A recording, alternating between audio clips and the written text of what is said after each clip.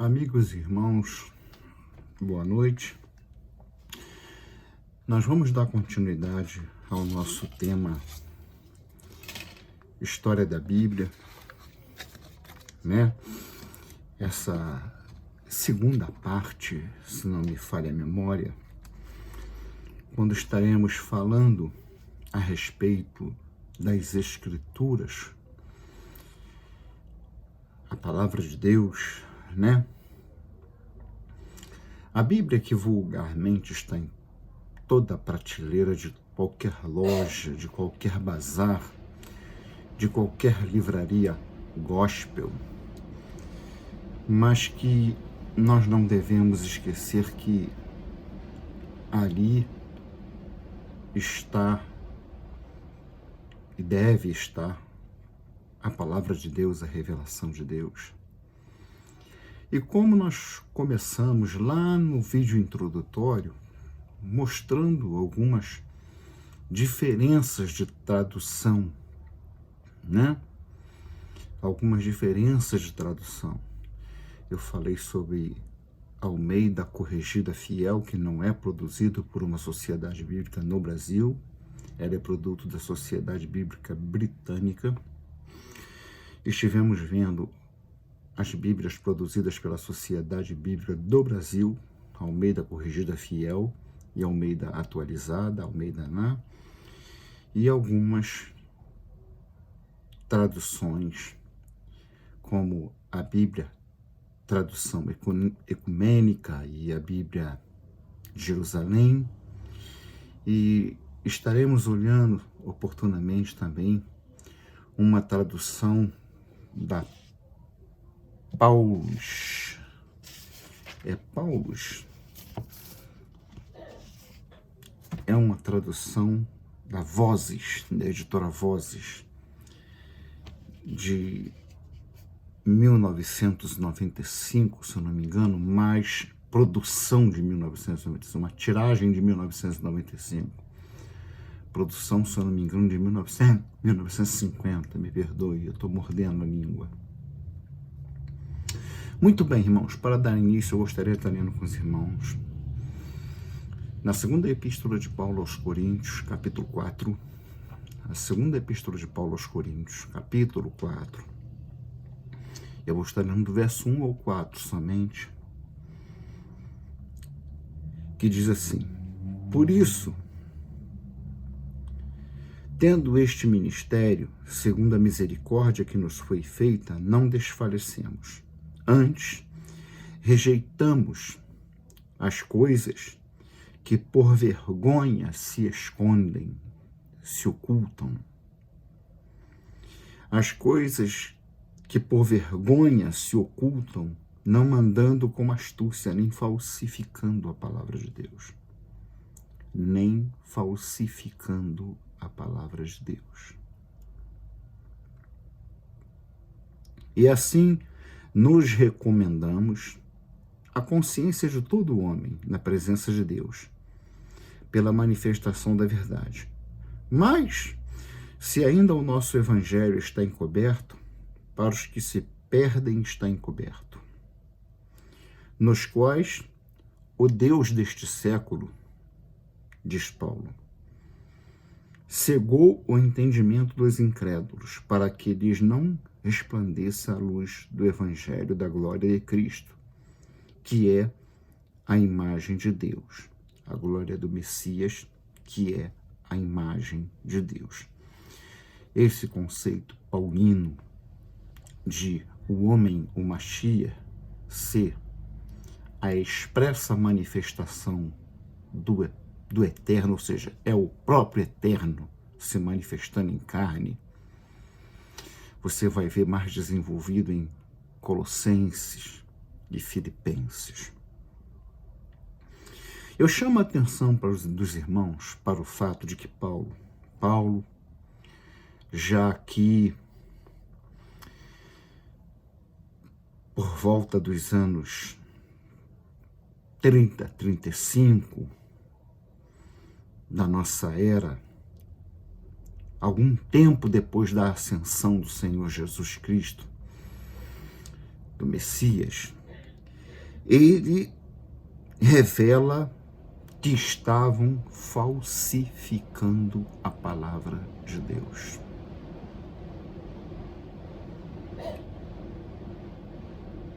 Não somos, não andando com astúcia, verso 2, nem falsificando a palavra de Deus. Pois bem, eu quando comecei a falar, eu comecei usando questões atuais, mas advertindo aos irmãos, aos amigos que nos acompanham, que visualizam nossos trabalhos, de que nós faríamos um processo um processo de que retrocederíamos no tempo. Pois bem, os primeiros passos da igreja, século I, nós vamos estar analisando aqui, passando, irmãos, bem superficialmente, porque não é nossa intenção fazermos um estudo minucioso da história da igreja e, portanto, da Bíblia, que elas se confundem, né? É uma coisa só. História da igreja, história do Novo Testamento. A diferença é que o Novo Testamento é a palavra de Deus dirigida ao mundo, principalmente a seus servos. A história da igreja é o dia a dia, o que acontece no tempo e no espaço. Paulo, doutor, mestre, apologista, né? Ele é quem vai na igreja nascente, a igreja que se formava, ganhar o papel de destaque.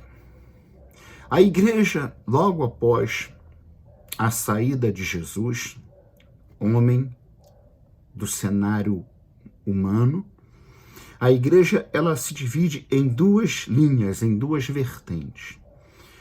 Um grupo com a formação farisaica, um grupo que se dizia crendo em Jesus como Machia, mas eles eram Machia, mas eles eram crentes que vinham de uma linhagem na qual havia sacerdotes, fariseus, escribas, pessoas que depois de tudo, depois que passou tudo aquilo, a cruz, a ressurreição, depois da ressurreição devemos nos lembrar que Jesus passou por volta de 40 dias ainda aparecendo aos discípulos, ou seja, ele estava no mundo presencialmente como ser humano, glorificado, como gostam de dizer, ou eu prefiro ressurreto, por 40 dias, aparecendo a discípulos em regiões que não estão muito detalhadas, só algumas aparições foram colocadas no Novo Testamento.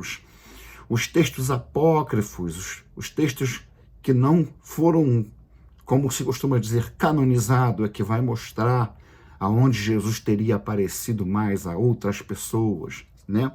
Mas foram 40 dias. Então, houve um tempo para aquela turma que estava ali, quem sabe muitos deles no crucifica-o, matem ele, vibraram, riram, fizeram torcida pela agonia e pela morte do Messias. Eles começaram a ver coisas que, embora sendo judeus, outrora hebreus, tendo na sua história passada, bem antiga, o conhecimento de que fenômenos sobrenaturais ocorreram pontualmente aqui e ali, mas nunca nada como estava acontecendo naquele dia.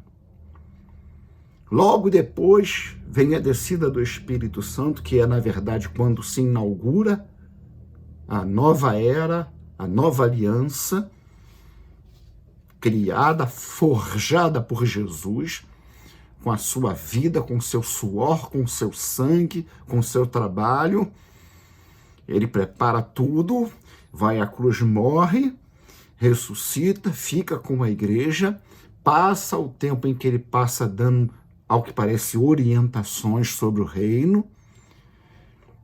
E logo depois disso, passou-se o tempo, nada aconteceu, até que em um determinado sábado, eles estavam, os discípulos, reunidos em um cenáculo, e de repente nós temos ali o que pode ser lido em Atos capítulo 2. Então, pessoas começaram a ver que não. Peraí, alguma coisa está errada. Eu acho que a gente marcou bobeira, eu acho que nós erramos feio, eu acho que a coisa era ou é de fato séria. Então, aconteceram conversões de judeus, aconteceram conversões de sacerdotes, de pessoas do mais alto escalão da sociedade, da nobreza israelense. Escribas, anciãos se converteram. Então, essa igreja nascente, que é a igreja que vai ser conhecida como a igreja apostólica, que os livros atualmente confundem a igreja apostólica com a igreja primitiva, essa igreja apostólica ela vai ter duas vertentes. Uma igreja de linha farisaica, ou seja, aqueles homens que eram muito agarrados à lei e, quem sabe como foi dito, perseguiram até Jesus, palmilhando o andar de Jesus, observando ali na lei se estava certinho, porque o Messias não poderia pisar fora da lei, não poderia ferir a lei. Então essa turma chegou com o entendimento de que o crente, o evangelho, o reino, ele foi dado a Israel, ao povo de Israel. E aqueles que se convertessem a Israel poderiam fazer parte desde que cumprisse a lei, além de participar do evangelho. E havia uma outra linha, na qual nós vamos encontrar pessoas como Paulo, Silas, Barnabé, né? Que entendia que não, que a lei que marcava a nação judaica com seus ritos, com seus cerimoniais, com as suas festas cerimoniais anualmente delimitada em cada mês, com a celebração da entrega de dízimo, de óleo, de líquidos, de ofertas líquidas, de ofertas em grãos. Tudo aquilo acabou, foi abolido. Então começou a acontecer um problema muito sério. A igreja ali estava enfrentando o seu primeiro desafio, né? Essa igreja, essa linha farisaica, que era liderada por pessoas como Tiago, tinha entre os principais, ou se não for o maioral, o principal, Tiago, e do outro lado, a linha que mais equilibrada, mais como é que se diz na política? Mais equilibrada, mais centralizada, liderada por Pedro, que se não recebe a ajuda de Paulo, teria sido vencido, como nós podemos e veremos em Gálatas, né? Ela estava enfrentando esse problema e havia uma comunidade, eu quero deixar em destaque, que eu quero realçar, que você não deve, quando a gente falar em igreja nesse período, você não deve, pelo menos a princípio, pelo menos nos primeiros 100 anos, associar a ideia como isso que nós temos aí hoje. Porque eram grupos de pessoas que se reuniam, e o termo correto era congregações, congregados localmente, porque não havia a expressão igrejas, não pode ser visto isso, é mentira qualquer afirmação dessa nos primeiros 100 anos do reino de Deus na terra. O que havia era a igreja. E sobre esta pedra eu fundarei a minha igreja.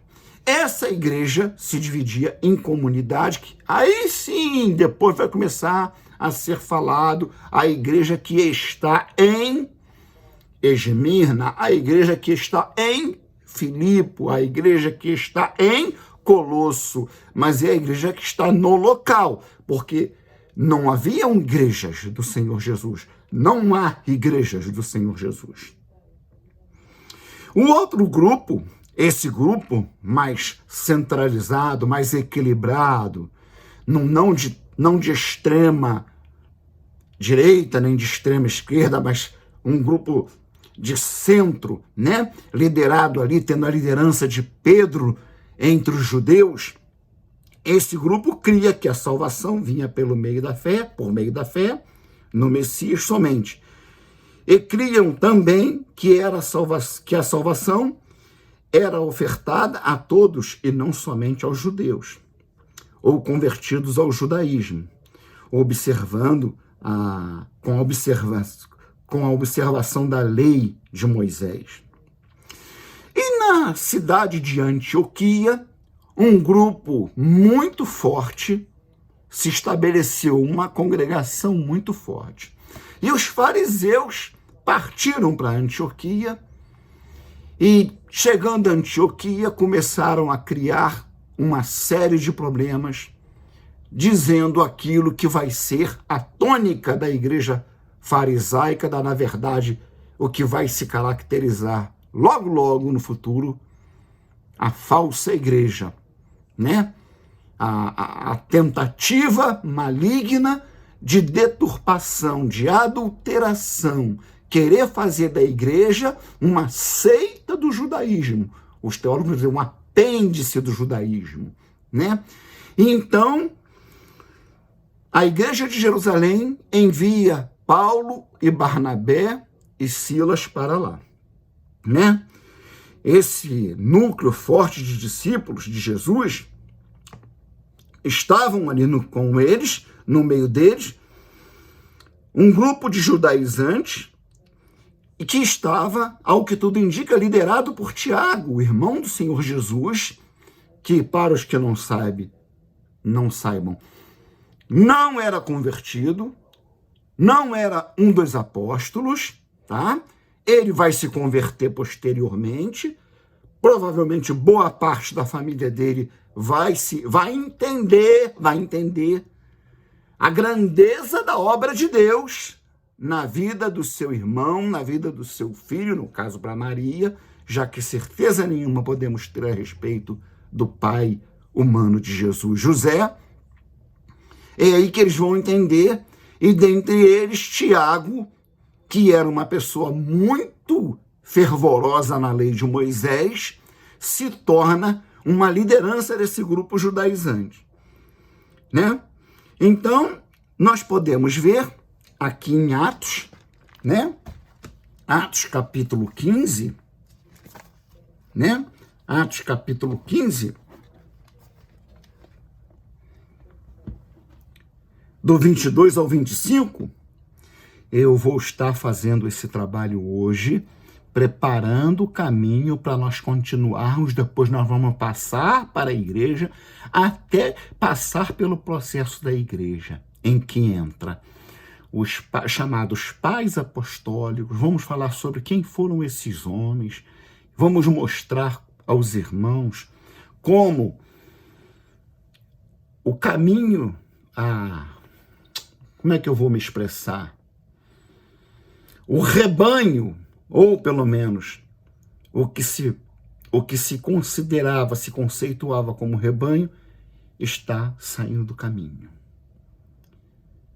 O rumo está, as águas estão carregando a barca chamada igreja para o encontro com Roma, para o fenômeno que vai se caracterizar como a igreja oficial estatal, a igreja papal.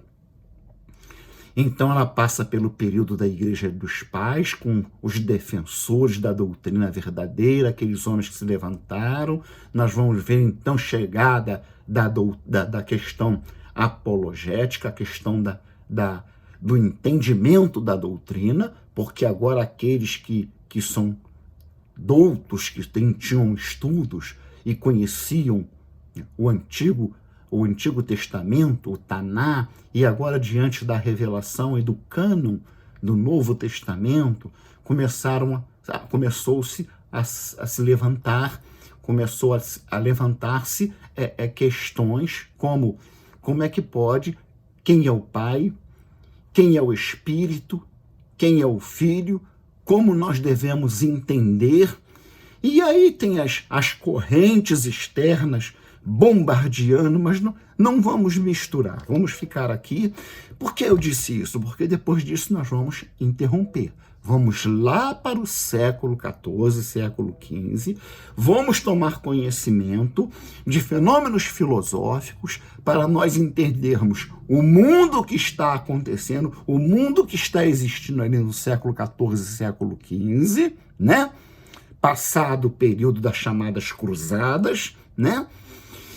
E a eclosão de fenômenos filosóficos e a queda de Constantinopla, e nesse borbulhar, nessa eclosão de fenômenos, de forças no mundo, eclode também o que nós conhecemos como a Reforma Protestante. E então iremos só falar de texto bíblico, só de Bíblia, só de manuscritologia.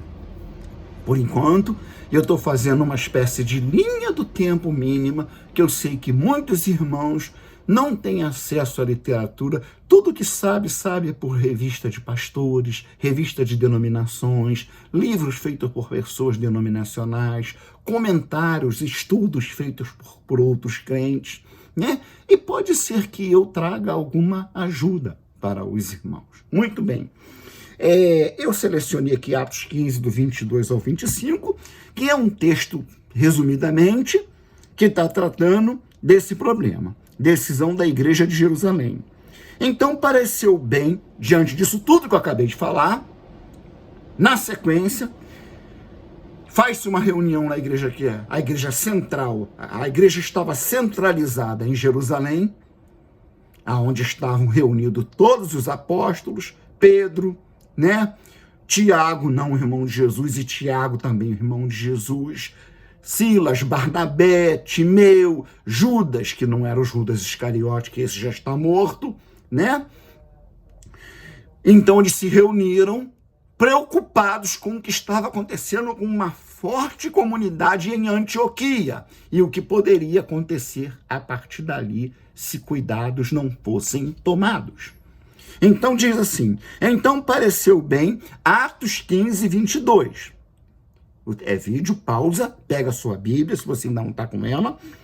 Então pareceu bem aos apóstolos e aos anciãos, com toda a igreja, eleger homens dentre eles e enviá-los com Paulo e Barnabé a Antioquia, a saber, Judas, chamado Barsabás, e Silas, homens distintos entre os irmãos.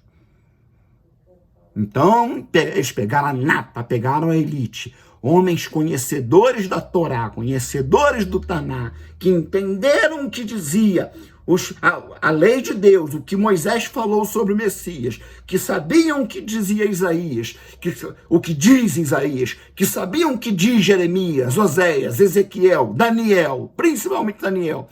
Ele falou, manda essa turma para lá. Manda essa turma para lá e vamos fazer uma tropa de elite aqui, né? Entre os irmãos. E por intermédio deles, escreveram o seguinte: os apóstolos e os anciãos e os irmãos, aos irmãos dentre os gentios que estão em Antioquia e Síria e Cilícia, saúde. Porquanto ouvimos que alguns que saíram dentre nós vos perturbaram com palavras e transtornaram as vossas almas, dizendo que deveis circuncidar-vos e guardar a lei, não lhe tendo nós dado mandamento. Eu falei até o 25, né? Pareceu-nos bem, reunidos concordemente, e isso é muito importante, irmão. Quando estamos no mesmo espírito, não tem 3, 4 pensamentos diferentes, não tem convergência, não tem divergência de opinião. Não. A concordância é o Espírito Santo falando a mesma coisa a todos os corações da liderança. Pareceu-nos bem, reunidos concordemente, eleger alguns homens e enviá-los a vós com os nossos amados Barnabé e Paulo. Eu paro aqui, mas recomendo que você leia essa parte do capítulo de Atos dos Apóstolos, que vai ser chamada na teologia posterior de o Concílio de Jerusalém, que eu discordo, mas eu vou falar aqui.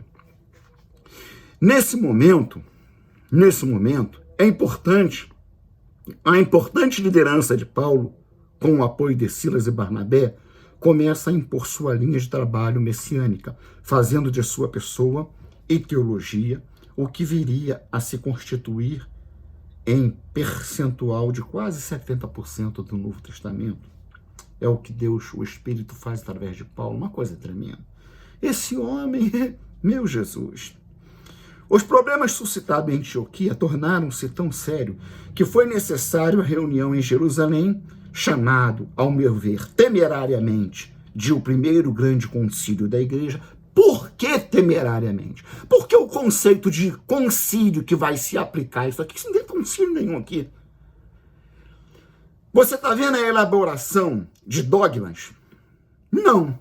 Você está vendo a elaboração de um corpo de doutrinas? Não.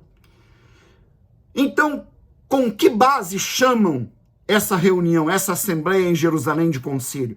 Baseado nos concílios romanos. Aquela podridão toda lá, que se você não conhece, você deve tentar conhecer um pouco.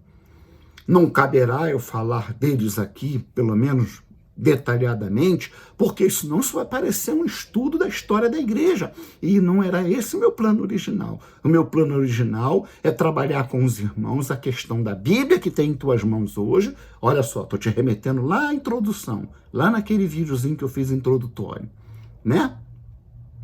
E fazer você entender que esses dogmas que nós cremos na infalibilidade da Bíblia. A palavra de Deus não tem erro, não tem. As Escrituras, a revelação do Eterno. Presta atenção nisso. A revelação do Eterno, ela não tem erros, ela não tem falhas. Deus não tem plano B, nunca precisou. Como assim Deus ter? Não, vamos usar um plano B porque deu errado, aquele negócio deu mal ali. Não. Mas o que o homem meteu a mão apareceu problemas. Criou-se problemas.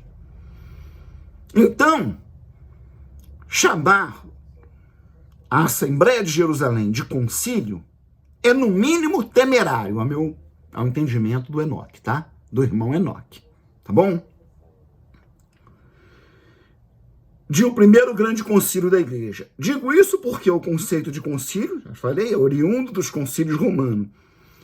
E essa assembleia nada tem a ver com o que o cristianismo, né? Você já deve ter ouvido falar, Jesus não fundou nenhuma religião.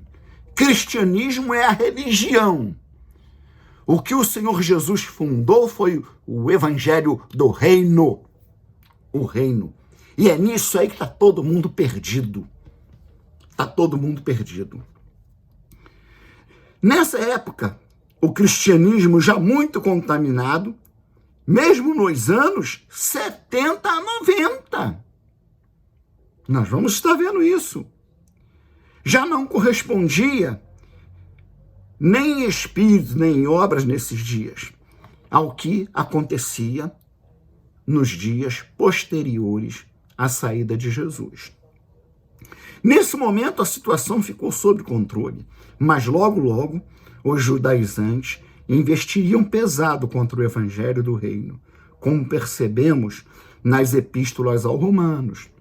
Você pode perceber isso em Romanos. Romanos, Paulo está lhe tratando. Ele fala, e tu, judeu, e você, grego, né? E a fé de Abraão, e que se a fé de Abraão foi, se a promessa de Deus foi pautada na lei, logo então não tem graça. Se foi pautada pela fé de Abraão, portanto, muito anterior à lei, então é a graça e não a lei. Lá em Gálatas, a questão da circuncisão. Aí vale um parênteses importante, porque nós vamos estar falando disso no futuro, provavelmente quando nós falarmos da prática, não do que está na Bíblia, tá, irmãos? Entendam bem, da maligna prática de dízimo, maligna. Nós vamos entender, como a gente já pôde ver ali em Atos capítulo 15, que o que está em questão não era se guardava o sábado ou se não guardava o sábado, não era se circuncidava o menino ou se não se circuncidava mais os meninos. A questão ali era se obedecer. O evangelho estava submisso, subjugado à lei de Deus, à lei completa, a Torá como um todo, não só a lei moral, não só não matarás, não adulterarás, não fornicarás, não cobiçarás nada do teu próximo, né? E que coisas que permanecem, que continuam. E quando falarmos muito na frente, nós vamos ter que dizer uma coisa que talvez seja inédito para alguns, pelo menos para alguns, que nós não podemos aceitar na nova aliança interpretações que digam que no Novo Testamento está falando coisa que é contrário ao que diz a lei eterna de Deus. Ou seja, traduzindo, não existe lei ensinada pelo Espírito Santo na nova aliança que se choca moralmente com a palavra de Deus na Torá, com a palavra de Deus nas Escrituras, no Taná, no Antigo Testamento. Deus é um só, ele não muda. Ele não muda. Mas voltando aqui, então, nesse momento a situação ficou sob controle. Paulo tomou a frente, como nós vamos ver lá em Gálatas. Em certo momento parece que eles estão em uma reunião, numa taberna para almoçar, ou não sei, qualquer coisa desse tipo, porque estavam separados em grupos nesse ambiente. E Pedro se comportava de uma forma com um grupo de gentios crentes não judeus, e quando chegava alguém da liderança farisaica, Pedro mudava de postura, Pedro mudava de linguajar, não olhava para os irmãos crentes gentios, e Paulo está de lá olhando, está só de olho no pezinho de Pedro. Quando chegou na hora certa, Paulo deu-lhe um tapa na mesa e falou: Pedro, toma vergonha na tua cara. Nós somos judeus por natureza. Nós podemos cumprir o que nós quisermos. Se nós achamos que devemos guardar o sábado, nós guardamos o sábado. Mas não podemos impor aos ombros dos gentios aquilo que Deus não colocou sobre a cabeça dele. E olha que Pedro não precisava tomar essa chinelada de Paulo. Porque lá em Atos, se eu não me engano, em Atos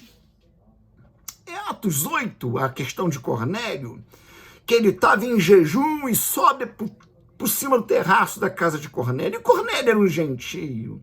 O judeu estava dentro da casa de um gentio, que segundo a lei era errado. Ele se contaminaria. E desceu o lençol, e Deus falou com ele. O lençol trazia ali bicho que, segundo a lei, era imundo. Olha como é que Deus...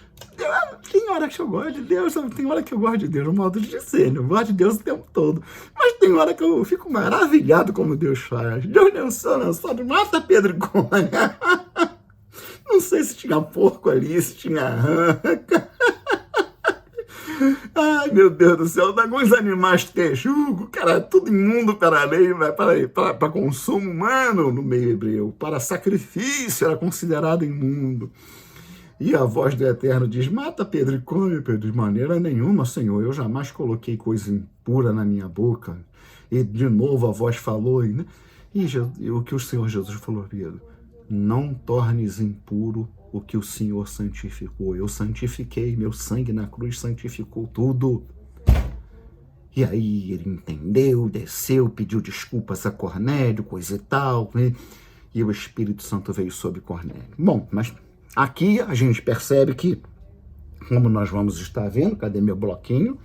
Cadê meu bloquinho que está com as anotações, senão eu me atrapalho?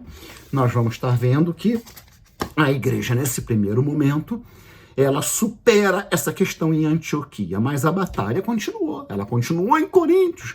Esse texto que nós lemos inicialmente é um texto que Paulo está fazendo a sua defesa na igreja de Corinto, uma igreja que Paulo fundou. Olha, os judaizantes entraram lá difamando Paulo, falando que Paulo não tinha moral para se dizer apóstolo, falando que Paulo era um falso apóstolo, que Paulo não poderia ser apóstolo verdadeiro por isso, por aquilo, e que se ele fosse um apóstolo verdadeiro, ele estava presente, recebendo um salário.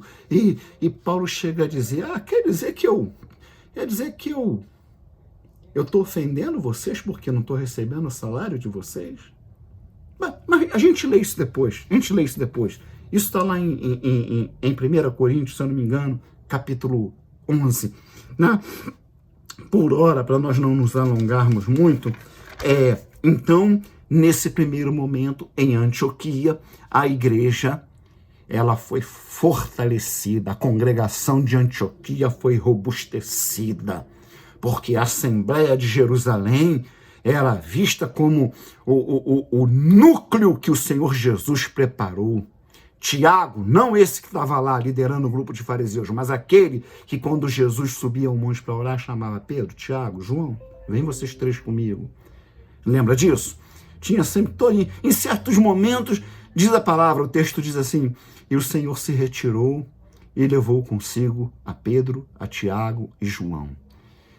Em outro ele diz assim, e Pedro e Tiago e João foi com o Senhor até um alto monte, lá transfigurou-se diante deles. Né? Então, esse núcleo está ali formado por Pedro, Tiago, né? João e outros mais, souberam da questão, a questão foi levada até eles se reuniram, discutiram o problema e decidiram, não, os judeus não têm que se circuncidar, os gentios não têm que ser circuncidados, os gentios não têm que guardar sábado.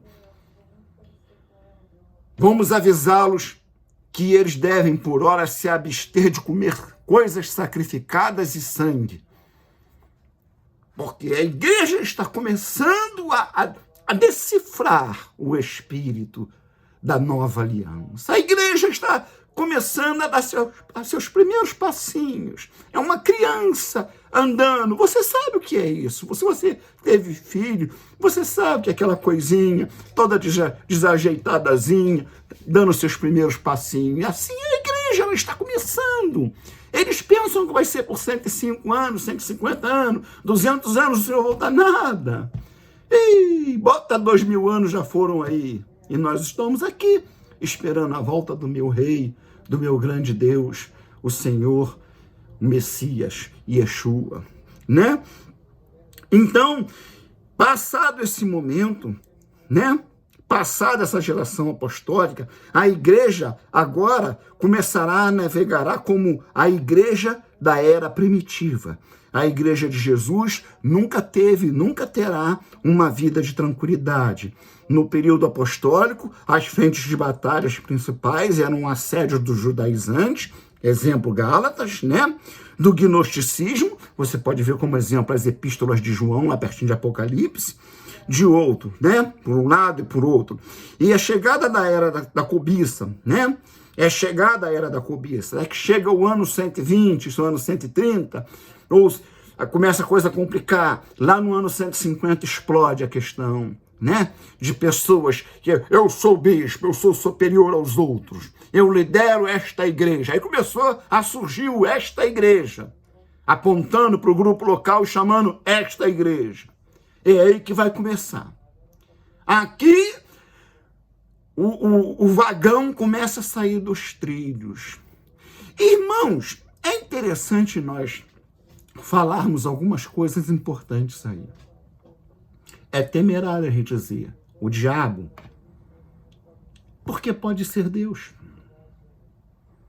Porque assim como na antiga aliança, Deus colocou o homem no jardim do Éden, provou o homem, e depois do homem provado e reprovado, ele é conduzido por Deus e por caminhos que o nosso racional, se eu fosse o mestre ali, se eu fosse o guia, se eu fosse o arquiteto, eu tomaria outras direções, mas acontece que nós não podemos conhecer a mente do Senhor, quem somos nós, né? Eles achavam que a coisa ia explodir aí, ia eclodir ali, cumpriu-se a primeira grande profecia de Jesus. Jerusalém seria devastada, o templo seria destruído de tal forma que não ficaria pedra sobre pedra. E eles tiveram que se espalhar, né? Mas aí coisas aconteceram, nós estamos pulando aqui, algumas delas talvez a gente tenha que retornar lá na frente, a gente tenha que retornar ao ano 130, ao concílio de Jâmnia, né? Que eu não ouço ninguém falando aí, como há 25 anos atrás eu não ouvia ninguém falando que dízimo era uma praga dentro daquilo que chamava-se Igreja de Cristo Jesus, né? E o dízimo era uma praga, o dízimo é uma desgraça, o dízimo é uma maldição. Não esse de Malaquias, cuidado aí, hein? Não aquele que Deus estipulou através de Moisés e Arão lá, não. Aquele era bênção. Mas isso que se faz aí hoje, nada tem a ver com aquilo. Nada tem a ver com aquilo. Isso que se faz aí hoje é produto de malícia, é produto de cobiça, é produto de desvirtuar o verdadeiro plano de Deus, o verdadeiro processo de Deus. Ninguém está atrás de dinheiro porque o trabalho, a obra precisa de sustento. Não, eles estão atrás de grana para comprar jatinho de 70 milhões de dólares, ficar um disputando com o outro. Eu tenho jatinho, isso aí é manivela, eu já tenho tal de coisa de 120 milhões de dólares, anel de não sei quantos mil reais, terno importado da Alemanha, da França, que não sei o quê, mansões com coisas banhadas a ouro e coisas desse tipo. Vou chamar isso de igreja, irmão. Vamos voltar aqui para o nosso assunto. Então nós precisaremos lá na frente voltar, porque coisas que não estão sendo ditas, como tantas outras não eram ditas. Porque os homens eles pensam que estão dominando a causa de Deus. Não, a palavra de Deus, essa aqui é o cânon, Aí a gente que lê, que pesquisa, sabe, do Evangelho de Barnabé, a Epístola de Pseudo Barnabé, os textos apócrifos do segundo, terceiro século, coisas. Um homem se levanta e questiona, herege maligno, filho do cão, expulsa ele, cadê a obra dele? Dá pra cá, joga tudo no fogo. Claro, vai deixar a obra do cara, né? Sabério, por exemplo, nós vamos estar falando sobre ele, né? Nós vamos estar falando, precisaremos falar sobre Jâmnia. E o nosso problema quando chegarmos aí é que a gente não tem, aqui no Brasil, acesso a coisas possivelmente com mais conteúdo do que aconteceu ali, né? Já que o nosso objetivo, nós estamos aqui abordando questões de consolidação do corpo, né? Os primeiros passos da verdadeira igreja, até que a coisa começa a desandar, que é onde nós estamos agora. aconteceram processos que proporcionam a possibilidade, ou proporcionaram a possibilidade, do desvirtuar da Escritura de Deus, porque, irmão, qual é o nosso pendão? Qual é a nossa barra de salvação, a nossa coluna? Claro, não estou falando de salvação eterna, eu estou falando de segurança como crente nesse mundo. É a palavra de Deus.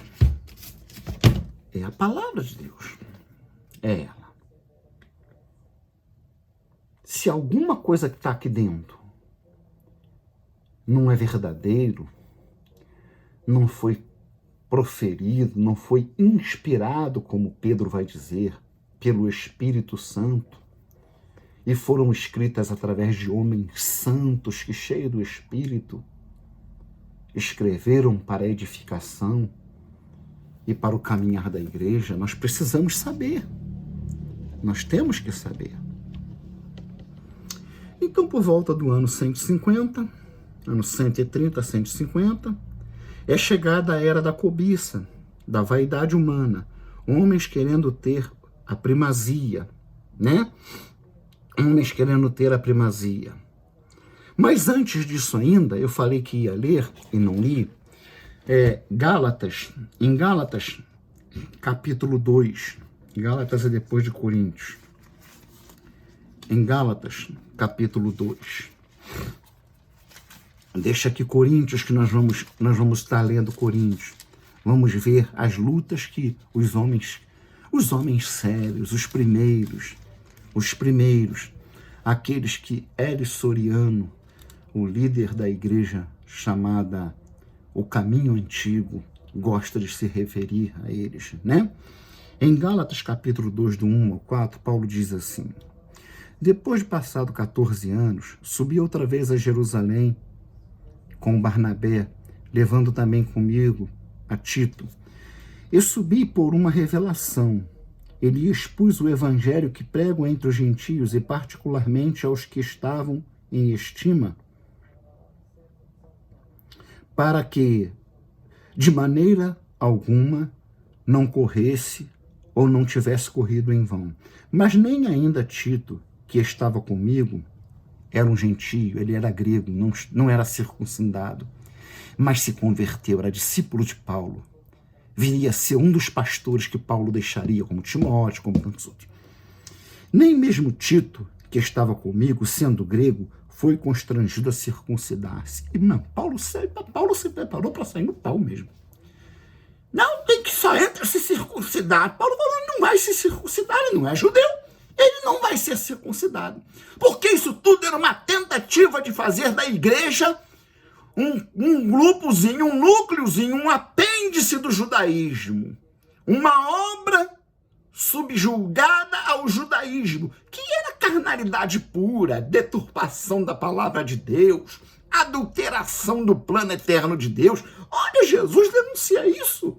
É só ler o Evangelho de João.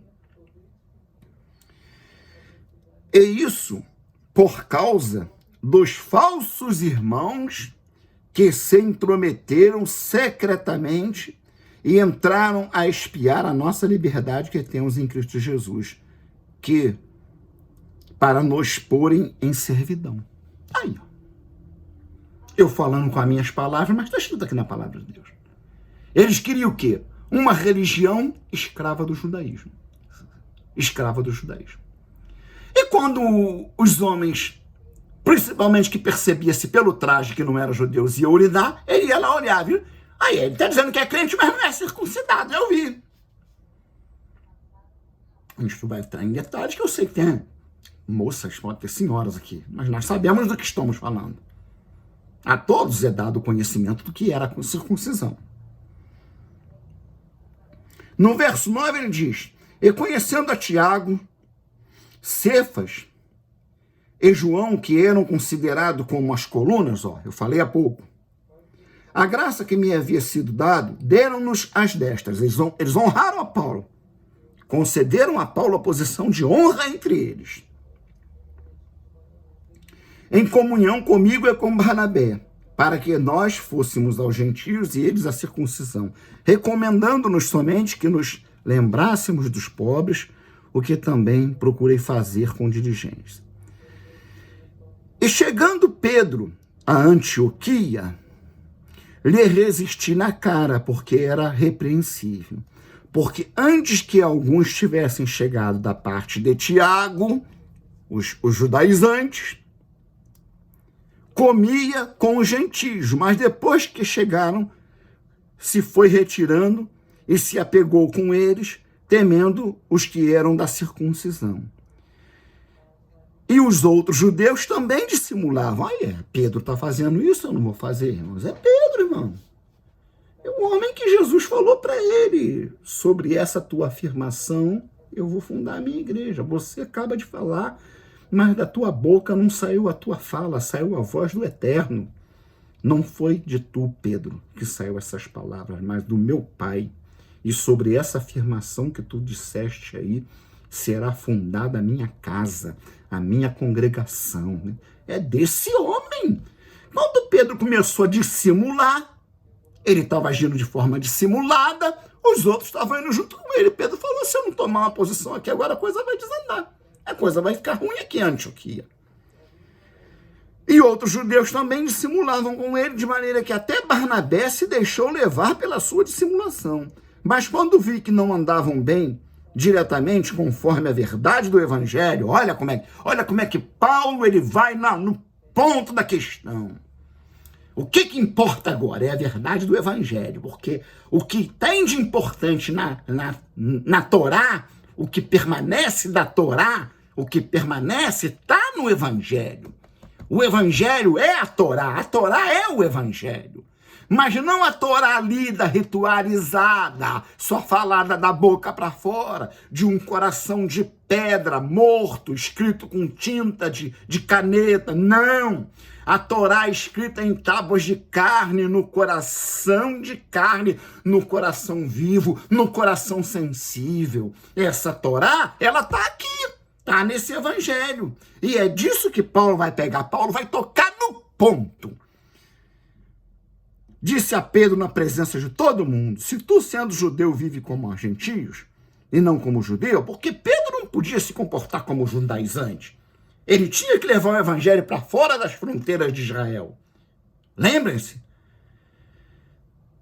E vós pregareis este evangelho em Jerusalém, Samaria, Judéia, Samaria, e até os confins da terra. Como que ele vai judaizar o mundo? Em nome do Mashiach? Como se judaizar o mundo com o evangelho? Não tem como. Era pegar vinho novo e botar em odre velho. Acontece o que está escrito lá, né? Tu vives como gentio e não como judeu. Por que obriga os gentios a viverem como judeus? Nós somos judeus por natureza e não pecadores dentre os gentios. Sabendo que o homem não é justificado pelas obras da lei, mas pela fé em Yeshua HaMashiach. Temos também crido que Yeshua, Jesus, para sermos justificados pela fé no Messias, e não pelas obras da lei, porquanto pelas obras da lei, nenhuma carne será justificada. Não é as obras da lei, é a lei no coração renovado, no espírito ressuscitado, produzindo as obras, frutos para a eternidade, frutos que permanecem. E depois Paulo teve problema em Coríntios. Aqui em 2 Coríntios, capítulo 11, ele fala, ele está fazendo uma defesa, ele faz defesa do seu apostolado. Porque o seu apostolado, eu não sei se ele estava preso, ele não estava em Corinto, parece. Não tenho certeza sobre isso. E ele então fala, por que eu não tenho honra? Não tenho honra por quê? Eu em nada fui inferior aos mais excelentes apóstolos. Nada. Eu não sou inferior a Pedro, não sou inferior a Tiago, eu não sou inferior a João.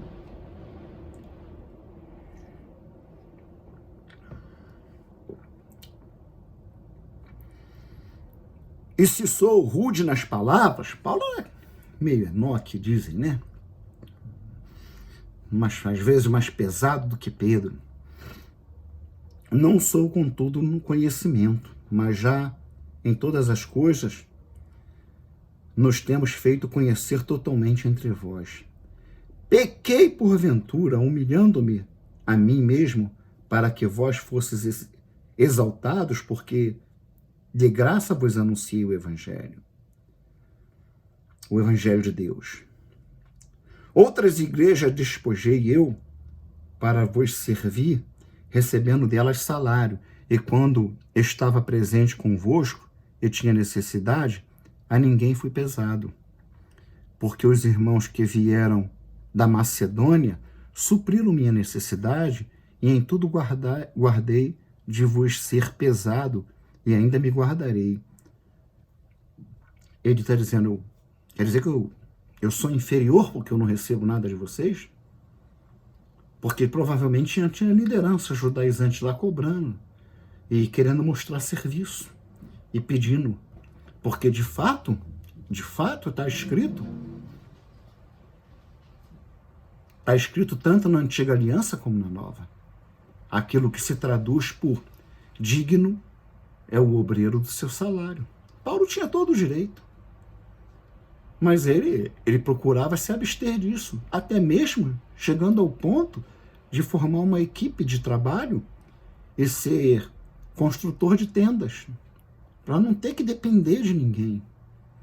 E eu me espelho muito em Paulo nisso aí, eu me espelho muito em Paulo. Né? Então, ele vai dali passar as suas lutas, fala de aflição.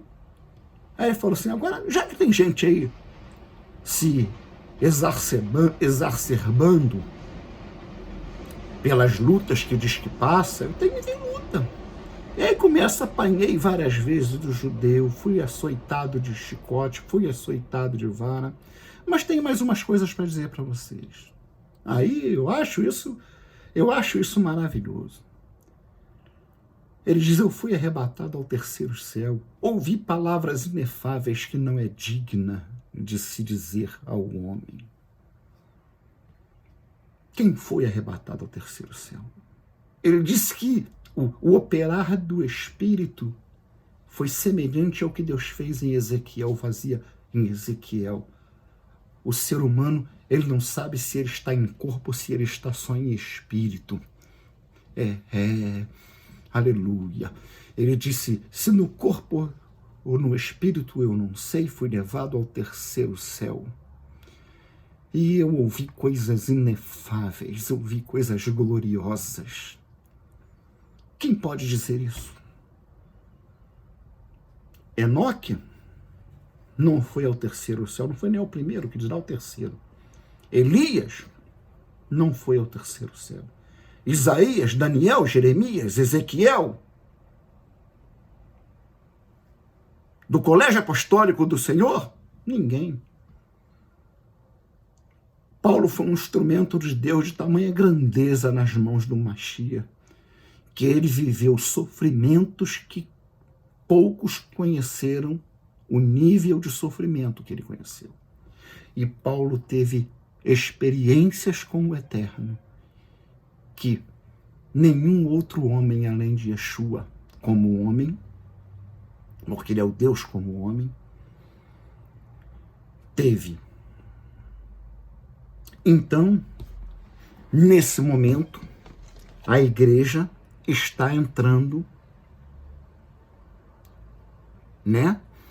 Depois de Paulo passar por tudo isso, já aqui nesse momento, Paulo já voltamos um pouco no tempo, para ler esses textos que eu esqueci de ler no momento certo. Agora, a igreja da geração apostólica passa a igreja que nós devemos entender, os bons livros mostram isso, ao que vai ser conhecido como a igreja primitiva. Uma igreja que nunca teve, irmão, nunca teve paz. E a igreja do Senhor Jesus é um exército que nunca teve uma só, nem duas frentes de batalhas. Sempre foi uma igreja atacada por todos os lados, inclusive por dentro, de dentro. E hoje, mais do que nunca, ela é mais atacada de dentro do que pelos que vêm de fora.